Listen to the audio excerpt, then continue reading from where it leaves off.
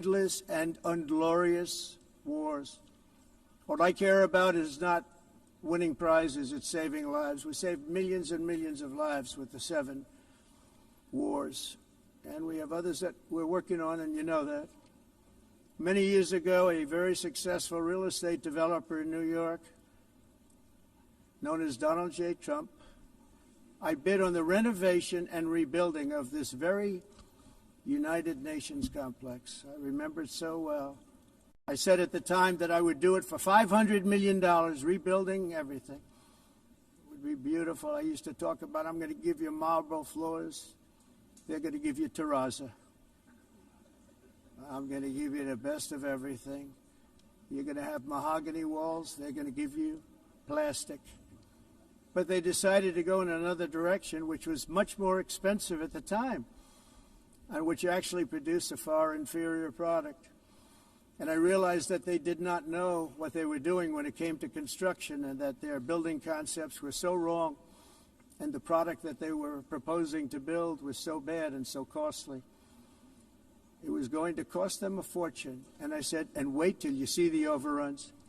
Well, I turned out to be right. They had massive cost overruns and spent between $2 and $4 billion on the building and did not even get the marble floors that I promised them. You walk on terrazzo. Do you notice that? As far as I'm concerned, frankly, looking at the building and getting stuck on the escalator, they still haven't finished the job. They still haven't finished. That was years ago.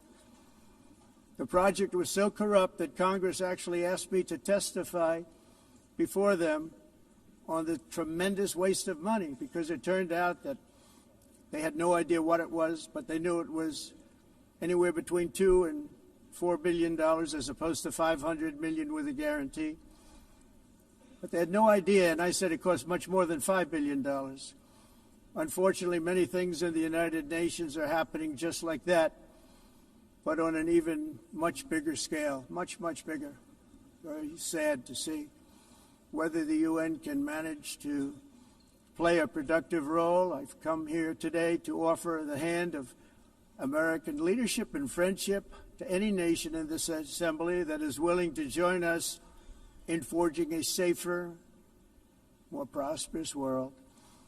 And it's a world that we'll be much happier with. A dramatically better future is within our reach. But to get there, we must reject the failed approaches of the past and work together to confront some of the greatest threats in history. There is no more serious danger to our planet today than the most powerful and destructive weapons ever devised by man, of which the United States, as you know, has many. Just as I did in my first term, I've made containing these threats a top priority, starting with the nation of Iran. My position is very simple. The world's #1 sponsor of terror can never be allowed to possess the most dangerous weapon. That's why, shortly after taking office, I sent the so-called Supreme Leader a letter making a generous offer. I extended a pledge of full cooperation in exchange for a suspension of Iran's nuclear program. The regime's answer was to continue their constant threats to their neighbors and U.S. interests throughout the region, and some great countries that are right nearby. Today, many